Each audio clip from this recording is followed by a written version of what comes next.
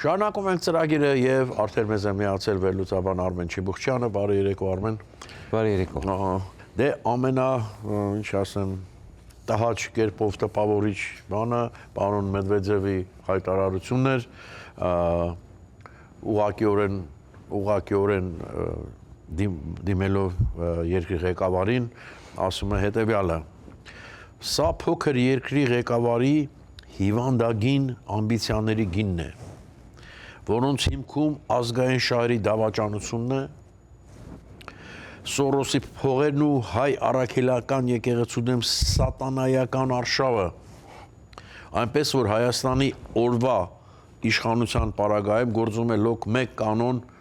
մարգարիտներ մի լցրեք խոզերի առաջ։ Նախ հասկանանք ով է խոզը, ով է մարգարիտը լցնողը, մարգարիտները, Դե մոտարապես պարզ է, իհարկե։ Բայց մի բան մինչև պատասխանել Արմեն, նկատելիորեն արդեն մոտեցումը բառակազմը ամեն ինչը փոխվում է, արդեն անցնում են ուղղակի։ Դե բնականաբար, արդեն իրավիճակը սենց է, հիմա կոպիտ ասած տեսեք, փակուղային իրավիճակ է։ Սա SS իրենց համար։ Այո, որտեղ Հայաստանը ելքեր ունի, բայց իրենց համար իրենք մի հատ իրենք այնպիսի պայմաններ, այնպիսի նիշ դրեցին, որ դրանից հետո ուրեմն,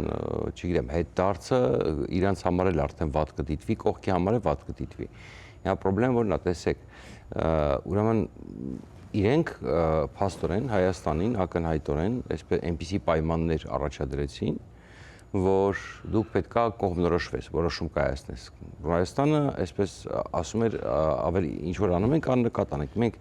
չենք կողմնորոշվի, մենք հանգիստ ձեր հետ կհամագործակցենք, Արևմուտքի հետ կհամագործակցենք։ Որքան որ հնարավոր է։ Հա, մենք ձեզ չենք բանանի, ասում չենք, բայց դուք պետք է հաշտվեք նրա հետ, որ մենք պետք է արդեն ընդլայնենք, որովհետև մեր անվտանգությունը չեք կարողանում դուք ապահովեք։ Եթե դուք կարողանեիք ապահովեք, ուրիշ բան, բայց քանի որ դուք չեք կարողանում ապահովեք մեր անվտանգությունը եւ անդադ ուրեմն Սյունիքը դնում եք վտանգի տակ, ինչը երևում է այսքան ինքը ձեռատալի իրանց այդ պայմանավորությունը ունեն։ Դրա համար մենք պետք է հաշտվեք այս իրականության հետ։ Մենք չենք հանում ձեզ, կարող եք մնալ եւ այլն, բայց Պրոբլեմը հետևյալն է, որ ռուսները, ինչպես ասեցի, իրենք պանիկայի մեջ են, իրենք հասկանում են, որ եթե թողնեն Հայաստանը դիվերսիֆիկացվի, այսինքն իրենց նպատակն ընդհանրապես պետք չէր թողնել Հայաստանը։ Ինչ մեկ Խորհրդային միությունից հետո, երբ որ երկաթե վարակույրը բացեց, մարդիկ տեսան, թե ինչ կա արևմուտքում, ինչեր է գալի, ինչեր մենք չունեինք, ինչպես էին, ել չեմ ասում, այն մարդիկ, ովքեր 80-ականներին գնում էին արևմուտք կամ 70-ականներին գնում էին արևմուտք սովետից պատական, հետ էին գալի, վախենում էին խոսան, որտեվ գիտեք, KGB-ն արգելում էին, որ ստեղ այնտեղ սկսել գովար եւ այլն, բայց ասենք որ շոկի մեջ ման էին գալի, ինչեր էին բերում հետների եւ այլն։ Դրա համար ասում ամենալավ ապրանքը մեկը էլի արևմուտքից բերած ապրանքներ համարվում, տակերից էին վաճառում, ինչ որ միցև եւ։ Դրա համար նույն բանն էլ հիմա է, երբ որ ինքը հասկանում է, թե Հայաստանին թույլ տաս հիմա հարմարվի արևմուտքի հետ առևտուր, մեծ շուկաներ, մեծ բիզնես, մեծ փողեր, զարգանա հանկարծ, իր էլ Ռուսաստանի կողմ չի նայելու, իրանք դա լավ հասկանում են, հետո հասկանում են, որ արևմուտքը soft power կոչվածն ունի, Ռուսաստանը չունի, ամբողջ խնդրեմը հենց դա է, եթե իրանք այդ soft power փափուկ ուժ կոչվածը ունենային, իրանք ստիպված չէին լինի մտնել Ուկրաինա, որ ապացուցեին, որ իրանք գերտերություն են։ Հիմա խնդրեմը հետևյալն է, որ իրանք հասկանում են, որ արևմտյան փափուկ ուժը որ մտավ Հայաստան, օրինակ մի այսպիսի բան ասեմ, կհիշեք վերջին անգամ օրինակ, երբ Ռուսաստանը մեզ պարտքով փող տվել, թեկուզ մեծ գումար պարտքով, ուրեմն ես իդեպ հետաքրքիր բան է, ես պիտի նայեմ, ես էլ եմ արդեն մոռացել, բայց մի 10 քանի տարի առաջ ինչքան հիշում եմ, վերջին անգամ այդ փողը որ տվեցին, Գազպրոմի Հայրուս գազարտի վերջին փայլն էլ մեր ձեռքից վերցրեցին, հա։ Մի հատ եկեք նայենք արևմուտքը այս ընթացքում, ինչքան գումար է տվել Հայաստանին հենց անենց, կամ ցածր տոկոսներով։ Ես չեմ ասում, որ ամեն անգամ մեր բյուջեի դեֆիցիտը լրացնում ենք արևմտյան բանկերից, համաշխարհային բանկն է, Արժույթի միջազգային հիմնադրամն է։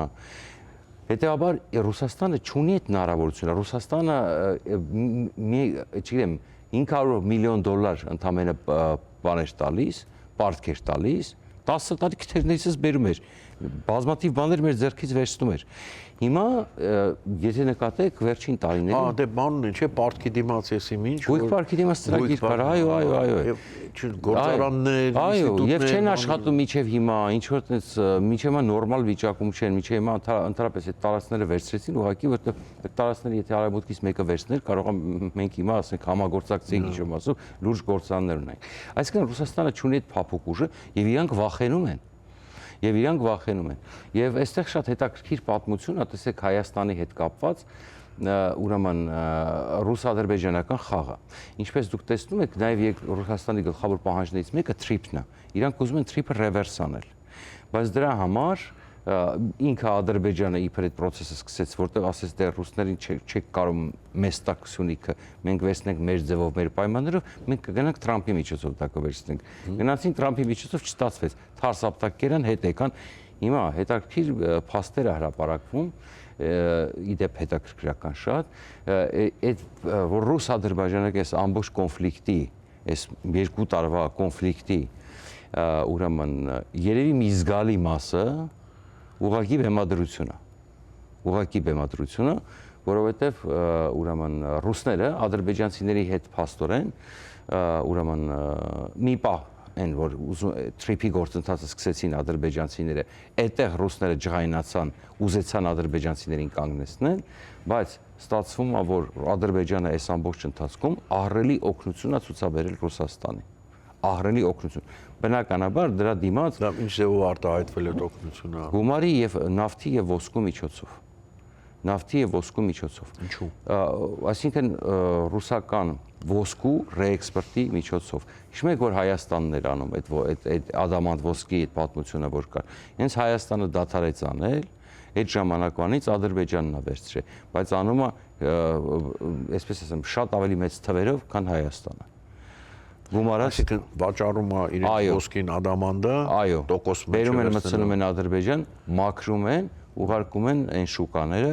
հիմնական ոսկու են Մեծ Բրիտանիայի, Շվեյցարիայի, Արաբական Միացյալ Էմիրությունները եւ ահռելի գումարներ են ապահովում իրենց էլիտաների եւ Ռուսաստանի համար։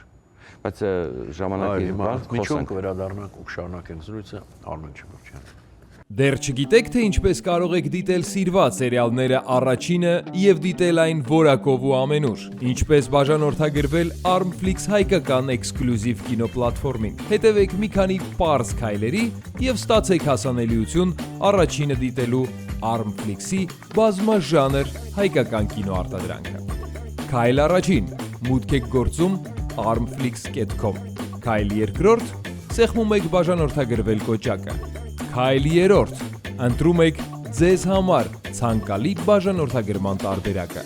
Քայլ չորրորդ. լրացնում եք քարտի տվյալները և գնում եք առաջ։ Իդեպ Armflix-ը կարող եք դիտել ամենուր և անսահմանափակ, ներբեռնելով նաև հավելվածը հեռախոսի և անմիջապես հեռուստացույցի վրա։ Դրանով իսկ կանեք ամենալավ նվերը ձեր ծնողների և տարեցների համար, որոնք չեն սիրում դիտել սիրված սերիալները համակարգչով, իսկ հեռուստացույցով սեղմելով մեկ կոճակ նրանց հասանելի է դառնում ողջ կոնտենտը։ Երիտասարդները Armflix-ի iOS և Android հավելվածների միջոցով կարող են դիտել դրանք ամենուր։ Իդեպ, մեկ գրանցված բաժանորդագրությամբ կարող եք դիտել բոլոր սարքերով։ Ահա և վերջ, դուք ստացաք հնարավորություն դիտելու հայկական ամենանոր, բազմաժանր և էքսկլյուզիվ ֆիլմերն ու հեռուստասերիալները մեկ հարթակում։ Դե ինչ, բարի դիտում։ Armflix, եղիր կոնտենտի թրենդի մեջ։ Շարունակում ենք զրույցը վերլուծաբան Արմեն Չիբուրդյանի հետ, խոսում ենք հայ-ռուսական հարաբերություններից, որոնք գնալով ակնհայտորեն սրվում են։ Արմեն, բայց ամեն ինչով հանդերձ այդ որ չի ուզում Ռուսաստանը, որ Հայաստանը փոխվի, ես մի բան եմ տեսնում, չի ուզում, որ Ռուսաստանը չի ուզում, որ Հայաստանը օրինակ ծառայի, այն էլ հանկարծ լավ օրինակ։ Մեկ էլ հաջողվի Եվրոմիության հետ, դե մնացած երկրները Միջին Ասիայով սկսած, բոլորը ասեն՝ մի րոպե, այ մարդ, միգուցե ավելի լավ է Արևմուտքի հետ գործունեություն կանցնել Ռուսաստանը, այս վախն էլ կա, մենակ Հայաստանը չի։ Հիմա նույն կենտրոնական Ասիայի երկրները տեսնում եք, իրանք էլ շատ ակտիվ համակարգություններ են զարգացնում։ Տեսեք, իրականում խնդիրը հետևյալն է, այդ ԵԱՏՄ-ն ստեղծելու միտքը այն էր Ռուսաստանի կողմից, որպես Եվրամիություն ռուսական, եւ հապ կստեղծելու միտքը այն էր, որպես ՆԱՏՕ ռուսական։ Եվ ինչպես միշտ ավելի ցածր ու բնականաբար։ Երբ որ իրանք դա ստեղծում էին, տեսեք, իրանք համար բավականին, այսպես ասեմ, ցավոտ process է, եթե այդ կազմակերպությունից մարդիկ դուրս կան, հա։ Օրինակ, Մեծ Բրիտանիան Brexit-ով դուրս եկավ Եվրամիությունից, բայց հիմա արդեն քանի տարի անց նորից խոսվում է, իսկ կարող է մենք համագործակցության նոր ձևաչափ գտնենք, իսկ կարող է անդամների տարբեր կարգավիճակներ ստեղծենք, որ Մեծ Բրիտանիան հետ կա։ Մեծ Բրիտանիայում էլ բազմաթիվ մարդիկ կան, որոնք համարում են, որ դա սխալ որոշում էր, այսինքն բնակչության կեսը համարյա հիմա։ Եվ ես հիշում եմ շատ փոքր մարջինով անցավ այդ այո, այդ Brexit-ի մասին կինոներ են հանվել, թե ինչ brain wash է արվել, որտեղից, ինչ կասկածներ կան, բազմաթիվ ֆիլմեր կա այդ Brexit-ի մասին, թե ոնց են այնպես արել, ընդ որում տենց նաև կասկածներ կա մեր կողմերի վրա, բայց դե լավ։ Հիմա որ մեր ասելով Ամերիկայի չէ, ինչ կապ։ Ես լավ որ Պուտինը ուզում են որ ինքը ընդհանրապես ուզում է որ ՆԱՏՕ-ն, Եվրոմիությունը բոլոր քայքայվի ու բայց այնպես է որ ասենք կոպիտ ասած Միացյալ Նահանգներն ոնց որ կարծես թե շահագրգռված է որ Մեծ Բրիտանիան չլինի Եվրամիությունում։ Մի խոսքով հիմա դա ասում է հետո կոնսպիրոլոգիայի մեջ չմտնենք, բայց գլոբալ հիմա պատկերացրեք այն է պատերազմական վիճակում Փաշինյանը երբ որ ասում է այսօր հապկի մասին ասեց մենք չենք վերադառնալու, ուզում եք հանեք, հա։ Ավելի լավ ասեց, թեթևանալ։ Ես իդեպ այս բանավեճի մեջ միևնույն է ես համարում եմ որ Հայաստանն է դժում, հատկապես որ հիմա իրանք ասում են դուրս եկեք, մենք ոնց ասում են իրանք են ասել, չէ, ուզում եք դուրս եկեք, հա։ Բայց քանի որ միևնույնն է իրանք այդ պատժամիջոցները սահմանեն, իրանք սպասում են որ մենք դուրս գանք, օրինակի համար կոպիտ ասած, որ հետևից մի հատ ուրիշ բան մտցնեն մեր վրա, ասեն դե որ դուք ստեղից դուրս եք գալիս, ուրեմն գազը թանկանում է, կոպիտ ասած, ենթադրենք, էժան մարդիկ են, ինչ եք ուզում, ֆաշիստ է, մտել կոտորում են հարևան երկիրը, աղ չեն անում։ Հիմա հետաքրքրական է, որ բայց մենք ժամանակ ենք կորցնում, եթե մենք հիմա հապկից դուրս գանք, հավատացեք, մենք շատ ավելի մեծ ուշադրություն կարժանանք արաբուտքի կողմից եւ շատ ավելի մեծ փող ստանանք, իհարկե։ Հիմա այս պարագայում տեսեք, իրենք հասկանում են, որ արդեն իրենք Չինաստանի, ասում եմ, մնացորդն են դարձել, հա, Չինաստանն արդեն կամաց-կամաց վերցնում, տնտեսությունը, ամեն ինչը, պատկերացրեք, իրանք հիմա փորձում են ներկայացնել, որ իրենք էլ ինչ-որ հիմա իրացից բան են ներկայացնում, երբ որ, ասենք, չգիտեմ, արդեն օզոնին են հարվածում, Վալբերիզը պրծան հիմա, որում, գիտեք, այնտեղ հետաքրքիր է, օզոնը կապված է Սբերբանկի հետ, առաջի խոշոր բանկի հետ Ռուսաստանի, իսկ Վալբերիզը կապված է ՎՏԲ-ի հետ, այսինքն այնտեղ ֆինանսավորում կա բան կան տարբեր հարաբերություններ կան եւ այլն։ Երբ որ ոչինչ ասում ես Wildberries-ը դու սնանկացնում ես կամ առնվազն ահավոր հարված ես հասցնում ՎՏԲ-ին, երբ որ դու հարվածում ես օզոնին, դու հարված ես հասցնում ես Սբերբանկին, շատերը այս հանգամանքը չգիտեն, հա։ Դա միայն ուղղակի Wildberries-ին կամ օզոնին հարվածին չէ, որ հարվածը Ռուսաստանի տնտեսությանը։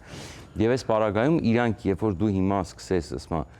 process Հայաստանը դուրս գա հապկից, իրանք եւ ԵԱՏՄ-ից, իրանք մոտ սարսափելի ռեպուտացիոն խնդիր է առաջանում։ Բացի դրանից ինքը կամ պետք է պատժի դեմոնստրատիվ այնպես Հայաստանին, որ մյուսները վախենան, այնպես վախենան, որ ասեն չէ, մենք դուրս չենք գալու, մենք մնում ենք հավերժ եւ այլ, հա, որովհետեւ չգիտեմ, օրինակ պետություն կա կարողա ձեռա տալի իր հետ կոպիտ ասած Ռուսաստանի հետ բանը, այդ ազատ ԵԱՏՄ-ի շրջանակում Ռուսաստանի հետ առանց մաքս, բայց արևմուտքի հետ մաքսով, որովհետև ավելի շատ Ռուսաստանից է, այսպես ապրանք ստանում, կամ ավելի մոտ է Ռուսաստանը, օրինակ չի, Ղազախստանը, Қырғызստանը գուցե, բայց ես մի հետաքրքիր բան ասեմ, ամենաշատը օգտվելու է Բելարուսը, եթե դուրս գա ԵԱՏՄ-ից, որովհետև Բելարուսը Եվրոպայից սահման ունի, եւ Բելարուսը ամենաշատն է եւ ամենաարագն է զարգանալու, եթե այնտեղ չլինի Լուկաշենկոն, եւ իրանք դառնան Եվրամիության անդամ կամ ինտեգրվեն։ Ռուսաստանի մասին կարելի ասել, եթե այնտեղ չլինի Պուտինը իհարկե, չէ, դե Ռուսաստանը մի քիչ ավելի բարդ է, այնտեղ կա Չեչնիա, որ չգիտեմ, եթե իրանք օրինակի համար դառնան Եվրամիության պետություն, հա, կոպիտ ասած, ոնց են այդ ժողովրդավարական մարդու իրավունքը ապահովելու Չեչնիայում կամ Դաղստանում, այնտեղ շատ ավելի բարդ պատմություն է, ասեմ ձեզ։ Դրա համար այնտեղ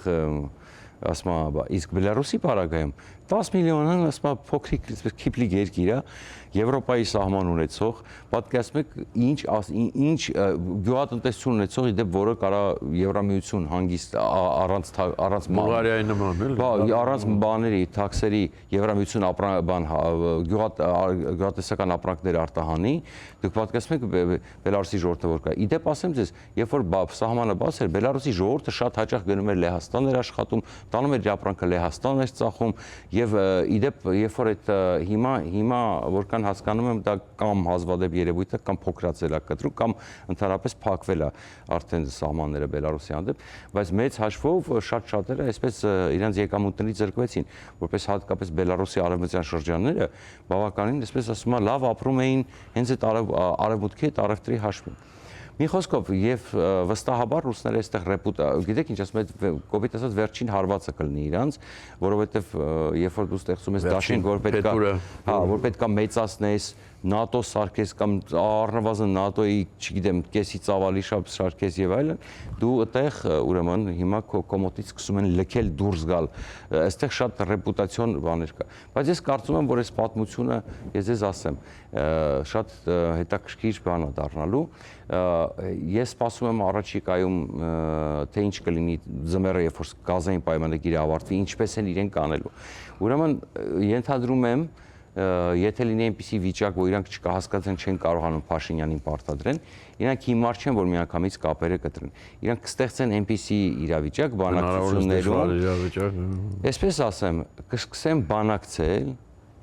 ինչ որ կոպիտ ասած ենթադրենք 170-ով են վաճառում, կոպիտ ասած կամ 170 կթողնեն կամ 200 կսարքեն կամ չգիտեմ 190-ով կվերցնեն կոպիտ ասած, բայց դա կանեն, ասենք, չգիտեմ, օրինակ կես տարի մեկ, մի տարին մեկ, կոպիտ ասած, հասկացեք տակտիկան որն է, որպեսզի Հայաստանը էլի կտրուկ քայլեր չանի հաջորդ կես տարվա կամ մի տարվա ընթացքում։ Լավ, շնորհակալություն Արմեն։ Շնորհակալ։ Այսօրվա համար այսքանը, կհանդիպենք վաղը։ Հաջողություն։